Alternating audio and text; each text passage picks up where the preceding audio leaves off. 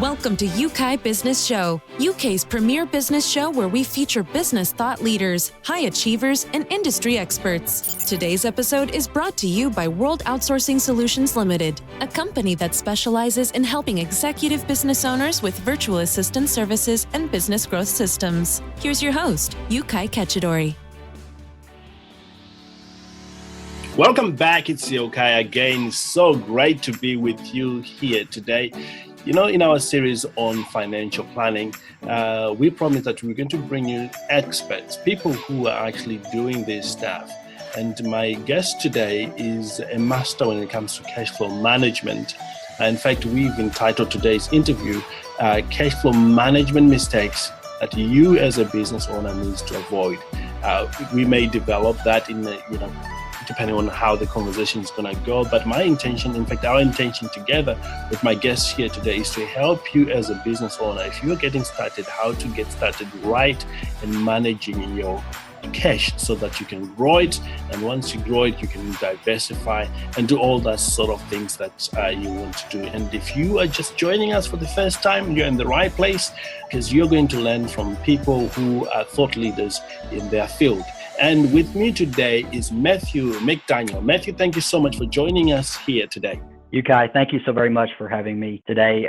It is a pleasure to be on your podcast, and I hope to be able to bring tremendous value to the listeners today. Outstanding. Now, Matthew is the founder of a financial planning firm that focuses on helping or serving individuals and families in their 20s, 30s, and 40s, which is the majority right now, the millennial. And he's also the lead financial planner, over there in the US. In fact, his primary skill is being able to cut through all the financial noises that exist and develop a strategy for individuals, which is unique to your very situation. So if you a business owner and you want somebody who will take his time to really focus on your situation, Matthew is the man to go to. Matthew, there is so much we don't know about you. Very briefly, would you talk to us about your background, how you got started in this field of financial planning, and what got you to where you are today? Absolutely, Yukai. I started this business after working in a couple of different corporate roles. And to be honest, I really enjoyed my work, and I could actually see an impact in what I was doing in those roles. Right. But I came to the conclusion after some thought and after, really starting to sit down and put pen to paper about what type of goals and what type of things I wanted to do with my life. I came to the conclusion that I just wanted to serve people differently. I was able to serve people in those other roles, but I just wanted to serve them differently. And my inspiration and my desire just comes from helping people be able to breathe just a little bit easier in their life and limit their anxiety. And one of the key areas of that a lot of people have around, that create a lot of anxiety is around money. So, yes. So I thought what would be a natural fit based on my background and my particular skills that I would actually start a financial planning business to be able to help people. Like by what you said earlier, by focusing on their unique situation. Indeed, and you've helped quite a few people. Just for the benefit of our listeners who may be judging whether this is the right podcast to be listening to, would you give us example of some of the people you've worked with and some of the results you've managed to get for them? Absolutely. So it's really just about being able to speak with individuals and really be able to take them from an area of like I mentioned earlier, an area where they have a lot of anxiety or something, not necessarily around their life or anything like that. These are not very anxious people. It's just when it comes to money, when we don't really know what exactly we want to do or we actually need to do, it creates, kind of some confusion. And what, mostly what people do is before they would meet with me, they would say that they were kind of confused about the entire process. I mean, I'm in the field every day, Yukai, and I still come across things that I have yet to hear of. So it is definitely a very nebulous field. And really what they come beforehand is they look out into a world that has vast amount of opportunities and vast amount of different things calling and beckoning for them. And I would say primarily that's what people are facing before they come and meet with the firm, And then after they meet with the firm, I think they're able to breathe easier. They're able to understand that, like, okay, here's all the things that are unique about my situation that I'm able to now implement. Because one of the things that is often common you find in the financial industry is that we have this one size fit all type of blanket advice. And that's just not the case for, I think that everybody's financial situation is particularly unique to them. I mean, it's just as creative and just as individualistic as the individual person themselves. So to answer your question completely, and that is that I would say that beforehand, people come with a lot of options and a lot of questions and a lot of confusion. And then after they're able to meet with the firm, they are able to breathe easier, and also to be able to take a step back and know that they have things covered now. Indeed. One of the things I admire about what you do from our previous conversation, Matthew, is you are actually in the field, in the trenches, doing this stuff. So you're not just out there advising people, as a speaker, but actually right there in the thick of things, making things happen, and you're seeing the results, which is great. Absolutely. Yes. Now let's dive into it, Matthew. For those who are listening, you having worked with so many people, what would you consider to be maybe one of the mistakes you see business owners make when it comes to cash flow management right at the beginning of their businesses? That's a great question. And one that you're right, I see common. And that is, most people have a desire to want to start a business. Yes. And they see a need in the world, whether it's a side business or a full blown, I'm going to start this and leave my current role or what I'm doing right now. They have such a need for wanting to go out and help and wanting to start a business. And the very first thing that I notice is that adrenaline and that excitement can lead to not really having a lot of patience when you want to go start with your business from a financial standpoint. And don't get me wrong, I know today is the best day to start, and that's in a lot of things. But I would say that if you wanted to start a business, then to come at it from a cash flow management standpoint, where you feel like you have a nice foundation built underneath you, where you do not feel like you need to take money or take profit out of the business within the first, I would even say, 3 years conservatively. So if you wanted to go at this from a very conservative standpoint, and your listeners wanted to grasp onto something, and that would be, I tend to recommend that people have at least 3 years of living expenses in just cash before they start their business. So therefore, they are able to look at their business from a long-term perspective, because I also think that sometimes you can compromise different areas of your business when you start, because you need the immediate cash flow. You start making lots of short-term decisions that could adversely affect your long-term situation. So I would say that the very first thing to start with is to begin on a firm foundation. Now, mind you, that might be a little unrealistic for some of your listeners. And I would say for those that say, I'm ready to get started today, and I don't quite have 3 years of living expenses saved up, I would say at a minimum, at least try to have 1 year's worth, so that you're not immediately trying to have to worry about extracting profit from the business at the beginning. And I think say that you're not in a place where you have that foundation built up on to actually launch. You take that time to actually, whatever you're doing right now to earn cash, that you're able to start saving that, and you have a legitimate goal. I'm going to save 1 year's worth of living expenses, which, most studies say that when we have specific goals, we're much able to accomplish those goals when they are very specific. And so I would say that during that time that you're saving to save that 1 year worth of living expenses, you're also studying everything that you can about this business that you're wanting to start. Who are your competitors? How are you going to market the business? How are you going to demonstrate the value to customers? So it can actually be a great opportunity for you to feel like you're hitting kind of the pause button on currently what you're doing, whether that's a job or maybe even another business. You're going from one business to wanting to start another. You're able to understand that, like, when you go to work every day, I'm going to work for these specific goals. I'm going to work so I can save enough money to jump my business off with a firm foundation. And then you can also say to yourself, oh, during my downtime, when I'm not working, I'm going to be studying everything that I need to do for this business. So if it takes me a year or 2 years to save this cash, I know that when it comes time for me to start the business, I will be ready to go. I will have a firm business plan, and I will be ready to rock and roll and ready to start meeting customers day one.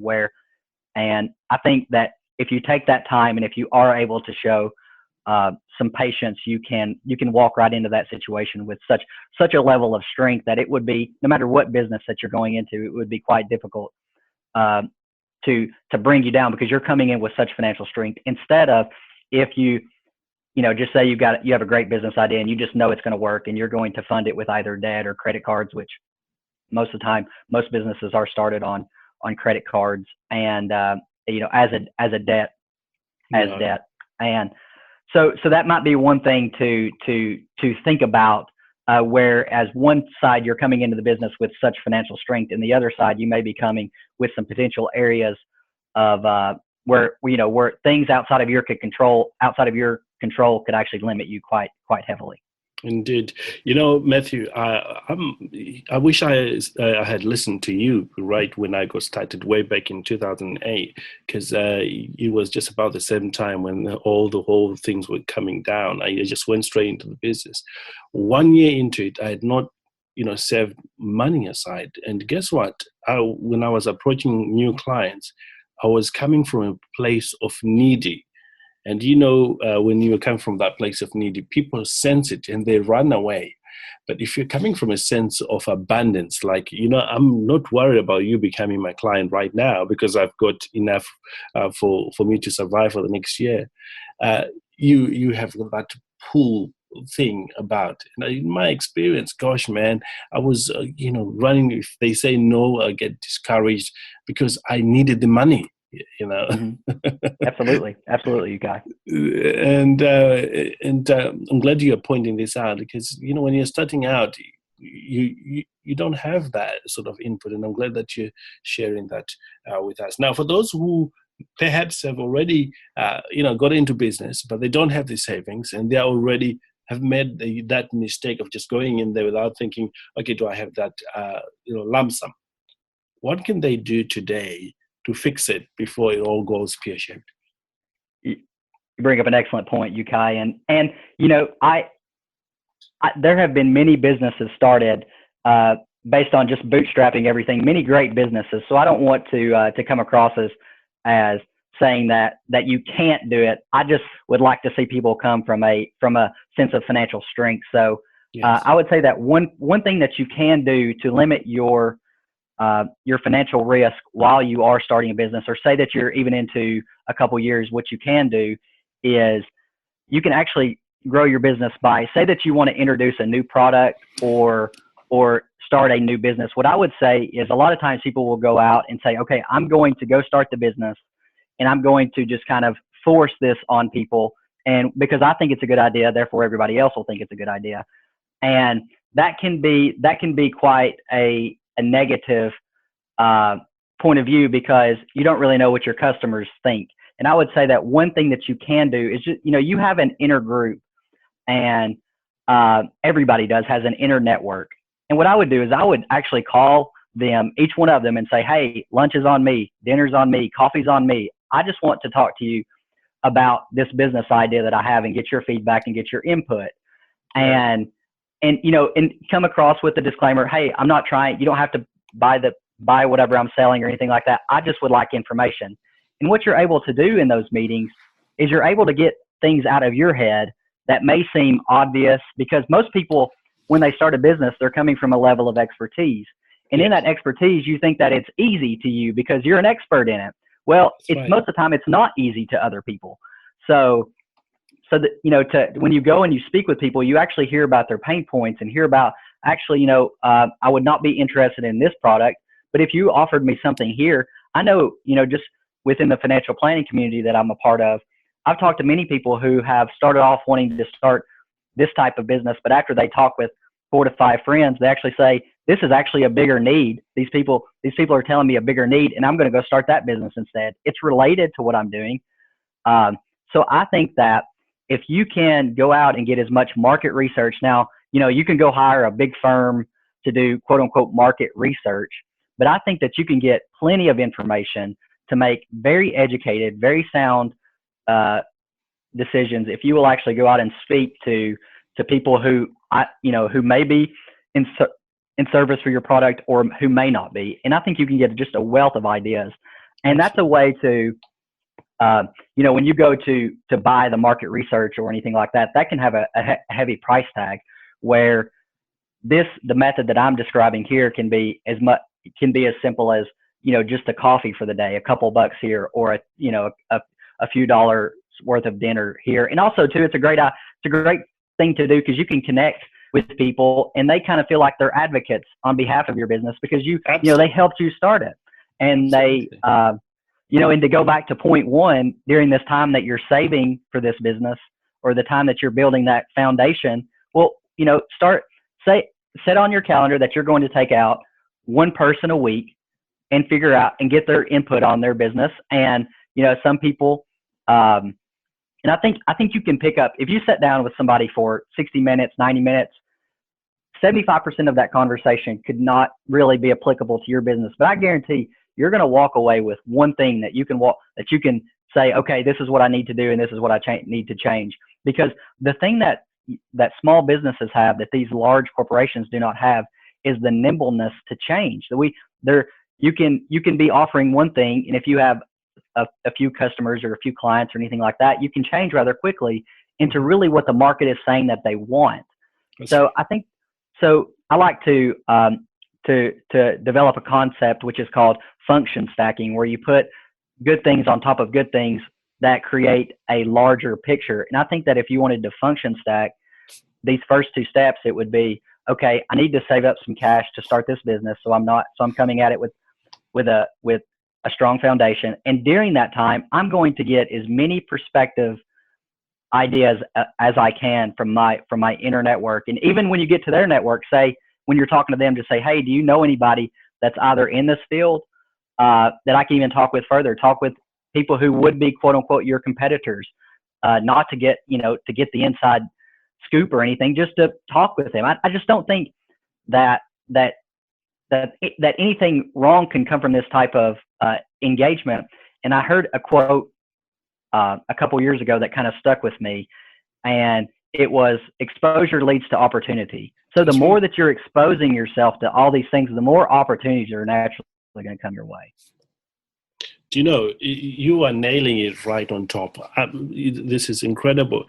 And the business that grows through referral stay in business for so long. Now, I'm happy about Facebook marketing and all that, but the cheapest and most effective marketing you can have is referral. And if you do your research well, the people, just like you're saying, will end up referring your business because they feel they're like a part of it, and they feel like, you know what, let's help this guy. It's one of our own, trying to help our people. So it's incredible for any business owner who's looking to, to get started on the right track. This is definitely what to do. Well, we'll be right back very shortly. We've got some announcement for you right here. To be featured on the show, please email your media pack to experts@ukaibusinessshow.com. And to get your virtual assistant, email clients@worldoutsourcingsolutions.com. And now, back to your host, Yukai Kechidori. Welcome back. And once again, I'm having a great conversation here with Matthew, financial planner, who has been helping business owner with tailor-made strategies. Matthew, let's look at some of the mistakes you see business owner make when it comes to cash flow management. I would say, as we're speaking, we've kind of went through different echelons here. Yes. And one is, how could you start the business? And then the second is, okay, in the early years, you've started your business, how can you grow it effectively from a low cost standpoint? And okay, let's go into the third part of this, where we're thinking about, say we're in the mature stages of our business, where we're not really seeing the growth that we used to see from the dollars that we invested back in. I think in the early years, I think one of the most frustrating things that business owners, when they meet with financial planners, especially in the early years of their businesses, they want good financial consulting, but at the same time, they don't quite understand why why they meet with financial planners, and the financial planners say, okay, here's all the things you need to be investing in. But the business is saying every dollar I put it back into my business, I'm getting a 40% return just by my business alone. So there's quite a disconnect there amongst the financial planning community and the business owner community, Yes. because, you want to put your dollars where they're going to have the highest opportunity of growth. That's right. And it doesn't matter if it doesn't matter what the investment is. You just, it all that it is what's the rate of return, the real rate of return on the investment. So, but I do think you get to a point to where growth starts to, you're a mature business, growth starts to stagnate. And you're growing at a nice rate, but you're growing at a slower rate than what you used to be growing at. So I think this is a wonderful time to really start to think about the diversification piece of your business. In that, okay, so say that you're in this type of business, and we all know that no business is safe anymore, especially not in our day and age, with large corporations like Amazon getting into all these different fields. No business is really safe anymore. And if you sit back and you say, oh, it won't touch me or anything like that, I think you're making a grave mistake, and one that you need to always be thinking about. And I would say that once you start to see once the business is getting to its mature status, it's a great time to diversify out of that business. So if you, not necessarily, you don't have to sell anything or anything like that, but at the same time, you can start taking the cash flow that you're getting off of the business and start putting it into other investments. And I'm not saying specifically just mutual funds or anything like that. I mean, your business, you can invest in other businesses. I mean, it's you get to a point to where you want to kind of you want to start making more pieces of the pie, so that if one piece turns stale on you, then you have another piece ready to go. So I think that's an important aspect when it comes to the maturity as you're growing in your business, where some people may feel like, this is what I know. I know everything that there is to know about this business. I know that if I invest $1, I'm getting this % return. Yeah, and that's a great thing. And I think that Charlie Munger brings up a great quote. He's a famous investor from the United States, and Yes. he would be what I would consider Warren Buffett's partner at Berkshire Hathaway.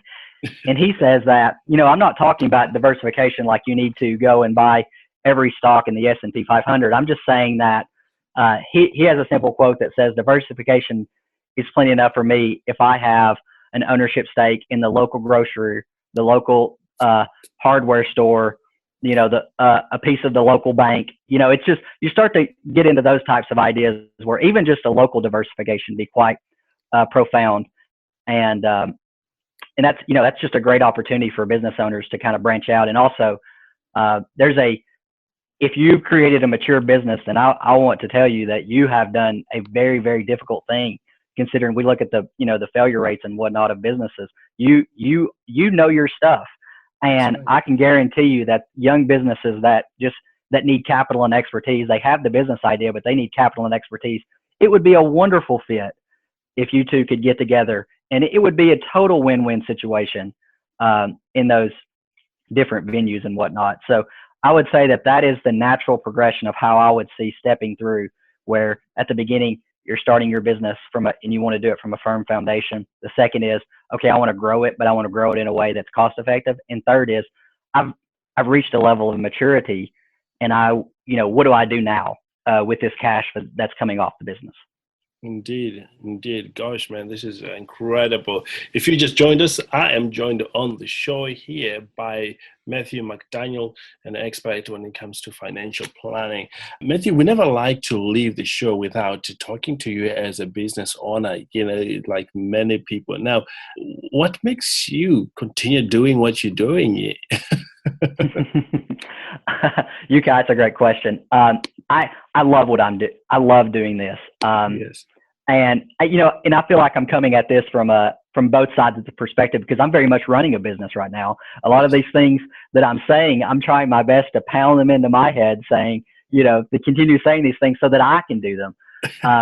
But you Kai, I love this. I love being able to run a business that is able to really help people and to really service them effectively. And it's a great win-win situation. like I was stating at the beginning of the conversation, I love the two roles that I was in earlier in terms of being in corporate roles. But Yes. but I love being able to find out an area that I have a unique skill in and I'm able to exploit every single day, because I think that's important as well. A Yes. lot of times these businesses that you're wanting to start, you come from a perspective of that you have a unique skill, a unique thing that's tailored directly toward you, whether it's your interest and everything, and you go from wanting to you go from like saying, okay, I have a mild interest in what I'm doing right now in my job, but gosh, if I could do this every day, I would read the books, I would study everything there is to know about this business, and I would like to see more and more people receive that level of engagement. And you can do that in your job too. You can find that definitely into a job, but I think as a business owner, you're able to really just to dive in there. And I also think that once you go through a couple of years of running a business, I would put it up against any MBA program in the whole world, because you learn so much about everything. I mean, you are the chief marketing officer, the chief executive officer, you're the chief bottle washer, you're everything. You start the coffee pot in the morning. You learn everything that there is to know about the business, Yukai, and about business in particular. So I don't care if you're starting a lawn business, a doctor's office because you're a physician and you're wanting to take your practice solo. Yes. You're going to learn so much from this too. And Yes. so I would say all of those things involved has made me very excited to get up and do what I do every day. Absolutely, absolutely. There's nothing like being your own boss and running your own business and, testing your boundaries. One of my guests once put it this way, that running a business is a journey of self-discovery, because you're constantly, testing. Can you become this? Can you become this? And you become more as you do that. So I couldn't agree with you more than that. So it's absolutely incredible. Now, for those who wants to get in touch with you, Matthew, and maybe explore an opportunity to work with you, where can they find you? Absolutely, Yukai. They can find me at visionfinancialconsulting.com. I think once you're able to get on the website, you can find out everything that there is to know about the business. You can find out a lot that there is to know about me. And it's a great place for us to connect if you would like to take this conversation further. Indeed. Now, final words from a business owner to another business owner. What would you say? I would say spread the message, Yukai. I feel like we're in a little secret society sometimes. When business owners get together, we all kind of chat because it doesn't matter what type of business you're running. We all kind of have similar problems to each other. Yes. So I would say from one business owner to another is to continue telling people that don't seem to have any fulfillment in their job, to say what does make you tick. I mean, there are businesses, they're all over the world doing all kinds of things. It's not like you have these 10 businesses that you need to come into to start a business. There's everything. And now with the internet and the long tail, you can make a great business off of a very, very small select niche of customers and that just want specifically what you're offering. So I would say, Yukai, from one business owner to another, let's continue to get the message out and continue to do everything that we can so that we can able to bring just more fulfillment and more drive into people. Because I mean, that's another thing too, is once somebody really figures out exactly what they want to do to life, it's like they come alive and they have so much energy, and they go to bed every night waking up knowing that the next day they get to hit it 100% the next day. So that's definitely the biggest thing right now that I can think of, Yukai. Outstanding, man. Outstanding. Well, Matthew, it's been a great honor to have you on the show. And, like many business owners here, I've, taking notes and pay particular attention to what you were saying. And hope everyone else has been doing the same thing. We want to wish you success in what you're trying to do. Now, if you want to visit Matthew's website again, it is www.visionfinancialconsulting.com. And go out, check out, have a conversation with Matthew and see how you can be helped. In fact, I've learned as a business owner that you just need to connect with people. And from that connection, you see how you can work together. Certainly, Matthew is one of those guys you want to connect. Just have a chat and see what happens out of that. And again, thank you so much for joining me here on your Kai Business Show. And if you are looking to get a virtual assistant to help you, simplify what you're doing, maybe you're overworked, you've got so much to do, get an assistant, delegate one or two things. You will know where to reach us. Just go to www.worldoutsourcingsolutions.com or send us a quick email to the clients at worldoutsourcingsolutions.com.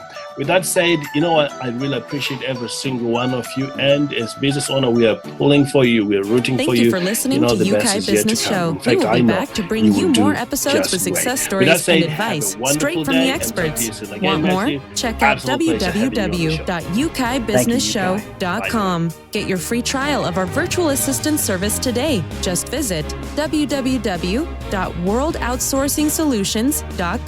Quote WOS18 or send us an email at support@worldoutsourcingsolutions.com.